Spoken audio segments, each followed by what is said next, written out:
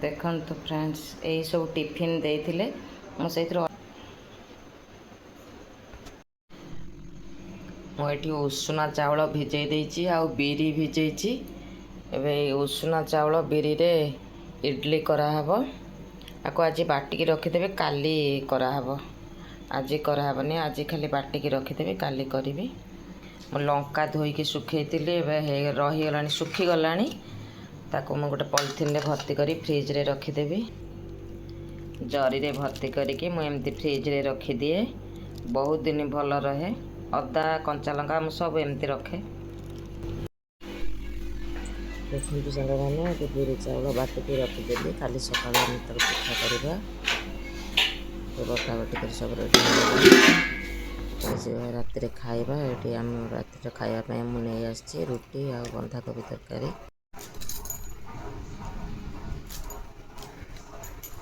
Friends समस्ते तो खाई सारे हजबैंड फास्ट खाई देते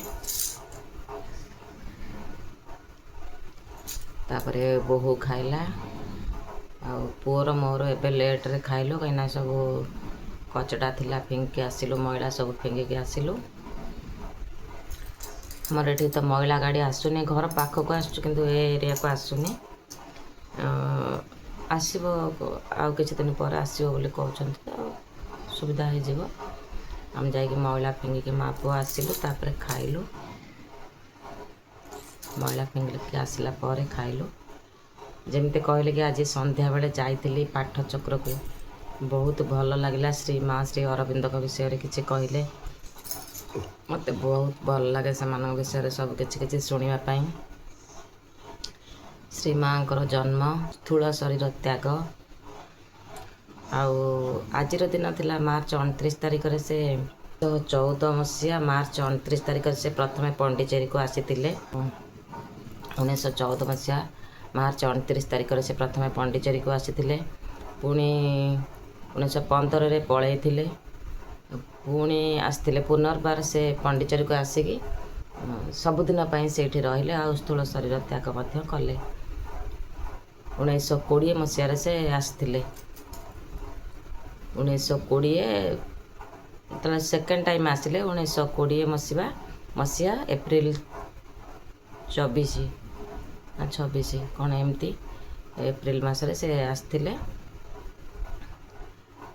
एप्रिल 24 बोधे तो आसिक से पंडिचेरी रे सबुदिन पाई रहिले। गठनमूलक कार्य सब से करुले पंडिचेरी रे लोक मान समस्त से मानव रूप में जन्म नहीं किंतु प्रकृत रे माँ कर किसी शक्ति थिला ताको समस्ते माँ ही डाकुले। गोटे एक्चुअली गोटे नारी को ना माँ शब्द रे संबोधन कले ताठार बड़ कथा किछि नहीं।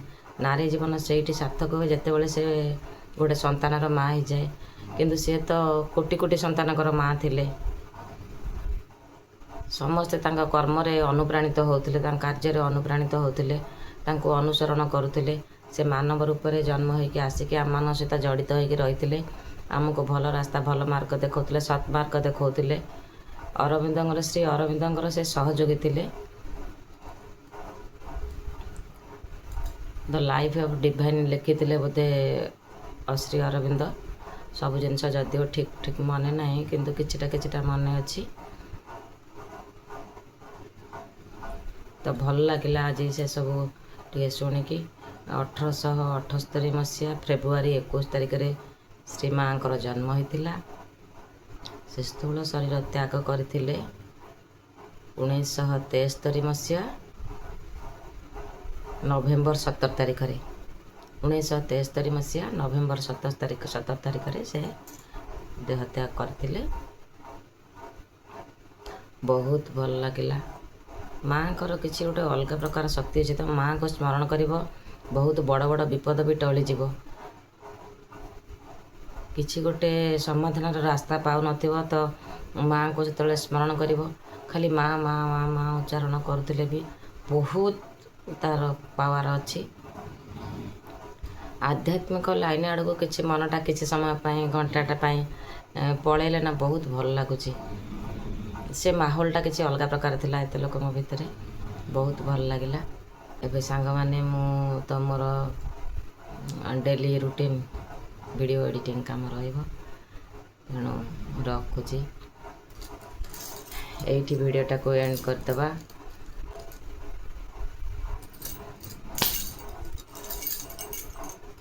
ମଶା ଧୂପ ଲଗେଇଛି ଫିର୍ ବି କ'ଣ ମଶା କାମୁଡ଼ୁଛି। ଭିଡ଼ିଓଟାକୁ ମୁଁ ଏଇଠି ଏଣ୍ଡ କରିଦେଉଛି। ଯଦି ଆପଣମାନଙ୍କୁ ମୋର ଭିଡ଼ିଓ ଭଲ ଲାଗେ ତାହେଲେ ଲାଇକ୍ ସେୟାର କମେଣ୍ଟ କରିବେ ଆଉ ମୋର ଚ୍ୟାନେଲକୁ ସବସ୍କ୍ରାଇବ୍ ନିଶ୍ଚୟ କରିଦେବେ। ପାଖରେ ଥିବା ବେଲ୍ ଆଇକନ୍କୁ ପ୍ରେସ୍ କରିଦେବେ, ଯାହାଫଳରେ କି ଅଲ୍ ନୋଟିଫିକେସନ୍ ସର୍ବପ୍ରଥମେ ଆପଣମାନଙ୍କ ପାଖକୁ ଯିବ ଆଉ ଆଗକୁ ଭଲ ଭିଡ଼ିଓ ବି ଦେଖିପାରିବେ। ରହୁଛି, ଜୟ ଜଗନ୍ନାଥ। ଫ୍ରେଣ୍ଡସ୍ ଦେଖନ୍ତୁ, ମୁଁ ଗାଧେଇ ପାଧେଇ ଆସିଲା ପରେ ସବୁ ଲୁଗାପଟା ଟିକେ ଡ୍ରାଏ ମାରିଦେଲି, ଆଣିକି ଏଇଠି ସବୁ ଶୁଖେଇଲି। ଦେଖନ୍ତୁ ଏଇଠି ସବୁ ଶୁଖେଇଛି। ଛାତକୁ ନେଇକି ଯାଇପାରିବିନି, ଆଉ ତଳେ କେଉଁଠି ଶୁଖେଇବା ପାଇଁ ଜାଗା ନାହିଁ। ଘର ସାଇଡ଼୍ରେ ଯେଉଁ ଜାଗା ଅଛି ମୋତେ ସେଇଠି ଶୁଖେଇବା ପାଇଁ ଭଲ ଲାଗୁନି। ଘର ସାଇଡ଼୍ରେ ଜାଗା ଅଛି, ମୋତେ ନେବାକୁ ଭଲ ଲାଗୁନି, ସେଇଠି ଶୁଖେଇବାକୁ ଭଲ ଲାଗୁନି। ଗୋଟେ ଘର ବାହାର ସାଇଡ଼୍ରେ ମୋତେ ସେଟା ଲୁଗାପଟା ଶୁଖେଇବାକୁ ଭଲ ଲାଗିବନି, ନେଇକି ଯାଉନି। ଏବେ ଏଇଠି ଘରେ ଶୁଖେଇ ଦେଉଛି। ଆଉ ସାଙ୍ଗମାନେ ଗାଧୁଆ ପାଧୁଆ ତ ସରିଗଲା, ଏବେ ଠାକୁର ପୂଜାପୂଜି କାମ ସାରିଦେବା। ମୋତେ ଅଣ୍ଟାଟା ପଡ଼ିଗଲା କେମିତି ଗାଧୋଇ ଆସିଲା ପରେ। ଦେଖନ୍ତୁ ଏ ପୂଜାପୂଜି କାମ ସବୁ ସରିଗଲା। ପୂଜା କଲାବେଳେ ଦେଖିପାରିବିନି, ପୂଜାପୂଜି କାମ ଏବେ ସରିଗଲା। ତାପରେ ଏବେ ଯିବା, ଏଇଠି ବ୍ୟାଟର ଥିଲା କାଲି ଯେଉଁ ଉଷୁନା ଚାଉଳ ବିରି ବଟା ହେଇଥିଲା। ଦେଖନ୍ତୁ ଫ୍ରେଣ୍ଡସ୍, କାଲି ଯେଉଁ ଉଷୁନା ଚାଉଳ ଆଉ ବିରି ଭିଜେଇକି ରଖିଥିଲେ ଏଇଟା ବାଟି ଦେଇଛି। ବାଟିକି କାଲି ରାତିରେ ରଖିଦେଇଥିଲି, ଆଜି ସକାଳକୁ ଏଠି ଫୁଲି ଯାଇଛି। ଭଲସେ ଫର୍ମାଟ୍ ହେଇନି, ଆଉ ଟିକେ ଫର୍ମାଟ୍ ହେବ, ହେଇଯିବ, ଚଳିବ। ଏଥିରୁ ବୋହୁ କିଛି ନେଇକି ଚକୁଳି ବନଉଛି। ବର୍ତ୍ତମାନ ଟିଫିନ୍ ଖାଇବାକୁ ଚକୁଳି ବନଉଛି, ଟିଫିନ୍ ଖାଇବାକୁ ହେଇଯିବ। ଚକୁଳି ବନେଇଲାଣି, ସେମାନେ ଦୁଇ ଜଣ ଯାକ ଖାଇବେ। ଘଡ଼ଘଡ଼ି ଅଛି, ପଛରେ କହିଦେବି। ଆଉ ଚା ସାଙ୍ଗେ ଖାଇବୁ, ତରକାରୀ ଖାଇବୁନି, ଚା ସାଙ୍ଗେ ଖାଇବୁ। ସେମିତି କରିକି ସେ ଖାଇଦେବେ। ଆଜି ତ ସୋମବାର ଏଇଟା ଖାଇପାରିବେ, କାଲି ତ ମଙ୍ଗଳବାର। ବ୍ୟାଟରଟା ଦେଖେଇଲୁ। ଟମାଟୋ ଆଣିଥିଲେ ହଜବେଣ୍ଡ, ତାକୁ ମୁଁ ଧୋଇକିରି ଶୁଖେଇକି ଥୋଇ ଦେଇଛି। ସେ ଶୁଖିଗଲେ ମୁଁ ତାକୁ ପଲିଥିନରେ ପ୍ୟାକ୍ କରିକି ରଖିଦେବି ଫ୍ରିଜ୍ରେ। ମୋତେ ତ ସେମିତି ରଖିବାକୁ ଭଲ ଲାଗେ। ଦେଖନ୍ତୁ ସାଙ୍ଗମାନେ, ଆଜି ଗ୍ୟାସ୍ କନେକ୍ସନ୍ ଦେଇଦେଲି। ମୁଁ ଏଠି ଚକ୍ରେ ଡେଟ୍ଟା ଲେଖେ, ଆଜି ଚକ୍ରେ ଲେଖା ହେଇନି, ଲେଖିଦେବା। ଆଜି ବୋହୁ ରୋଷେଇ କରିଛି, କ'ଣ ଆଳୁ ସିଝା ରଖିଛି, ଏଥିରେ ଭଜା କରିଛି ବୋଧେ। ଛୁଇଁ ସିଝେଇକି ଥୋଇଛି, ସିଝିଲାନି ବୋଲି। ଡାଲି ଆଉ କଲରା ଆଳୁ ଭଜା। ଦେଖନ୍ତୁ ଆଉ କ'ଣ ରଖିଛି, ସେଥିରେ ଛୁଇଁ ଭଜା ଅଲଗା, ଏଥିରେ ଅରୁଆ ଭାତ ଅଳ୍ପ ରାନ୍ଧିଛି, ତ ଏଥିରେ ପଖାଳ ଭାତ ଥୁଆ ହେଇଛି, ଆଉ ଏଇଟାରେ ଉଷୁନା ଭାତ। ହଜବେଣ୍ଡ କହିଲେ କି ପ୍ରେସର କୁକରରେ ଅଧିକା ଉଷୁନା ଭାତ ରାନ୍ଧିଦିଅ, ମୁଁ 2 ଟାଇମ୍ ଖାଇବି, ରୁଟି ଖାଇବିନି। ଠିକ୍ ଅଛି, ତାଙ୍କ ପାଇଁ ସେଇଟା, ସେ ଯାହା ଚାହୁଁଛନ୍ତି ତାଙ୍କ ପାଇଁ ସେଇଟା କରିଦେବା। ଆଉ କ'ଣ ଅଛି।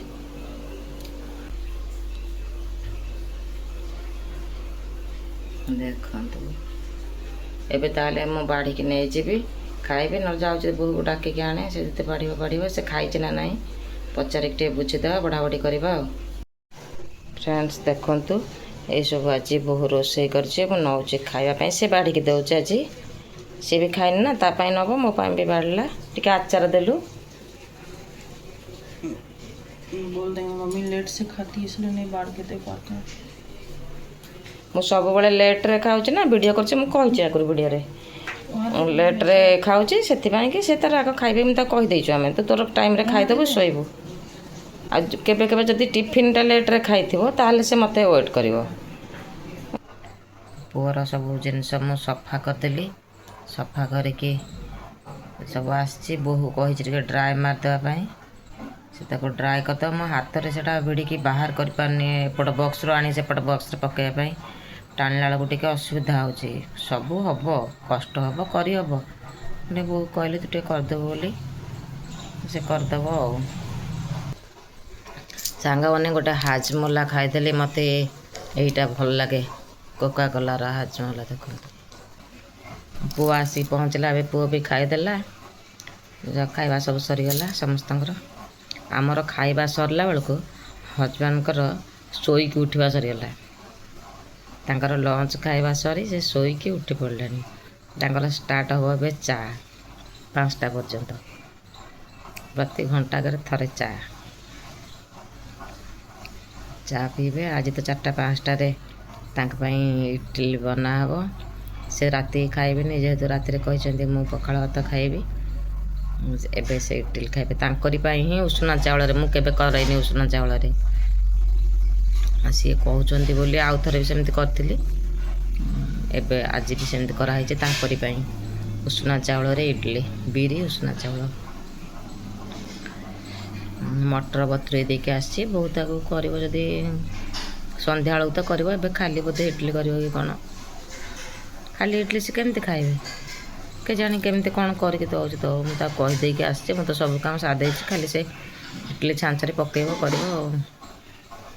ମୁଁ ଏବେ ଟିକେ ରେଷ୍ଟ ନେବି, ଖାଇକି ଆସିଲେ ଟିକେ ରେଷ୍ଟ ନେବି, ନହେଲେ ମୋ ଦେହ ଖରାପ ହେଇଯିବ। ମୁଁ ଆପଣମାନଙ୍କ ସହିତ ପୁଣି ରାତିରେ କଥା ହେଉଛି। ସାଙ୍ଗମାନେ ଦେଖନ୍ତୁ, ଇଡଲି ଆଉ ଘୁଗୁନି ଆଜି ଡିନରରେ ମୁଁ ଏଇଟା ହିଁ ଖାଇବି। ଇଡଲି ଆଉ ଘୁଗୁନି।